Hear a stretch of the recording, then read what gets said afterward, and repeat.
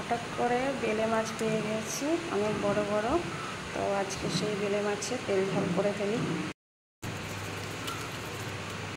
মানুষকে আদর করে করে খাওয়াতে খাওয়াতে মাছকেও আদর করে ভাজতে হচ্ছে, কারণ মাছটা খুবই নরম। আদর করে করে মাছগুলো ভাজলাম, তবুও দেখো মাছের কি অবস্থা, এত নরম, এত আতুশি মাছগুলো। আর এই আদুরিগুলোকে একটু সুন্দর করে লাল লাল করে রংটাই মাখিয়ে ফেলি ভেবে মশলাটা করেই ফেলি।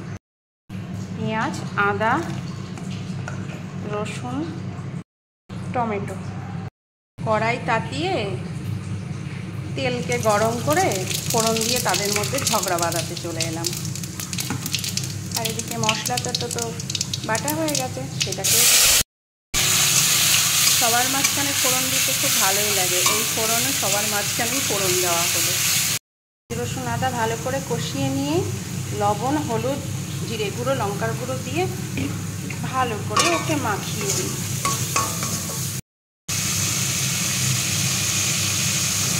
পান খেয়ে যেমন মুখ লাল হয়, সেই রকম লাল করে ফেলেছে। এবার সুন্দর করে একটু জল দিয়ে দিই। হাসনারে, তোদেরকে দেখে মনে হচ্ছে তোদের পোলিও ইঞ্জেকশনও দেয়নি। ফুল না পড়তেই তোদেরকে নিয়ে চলে এসে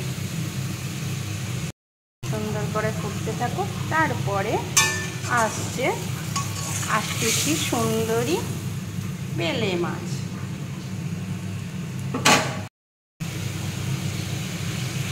চলে গেল ঝোলে।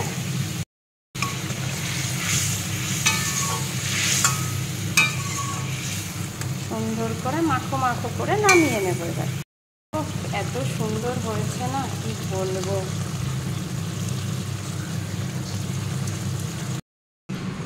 রান্না কমপ্লিট, খাওয়ার জন্য সবাই চলে আসে।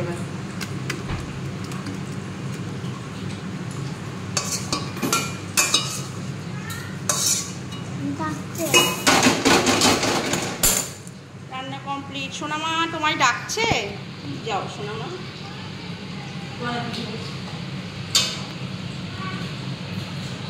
তো তেল ঝাল দিয়ে আজকে খেয়েই দেখি, জানিও কেমন হয়েছে আজকের রান্নাটা।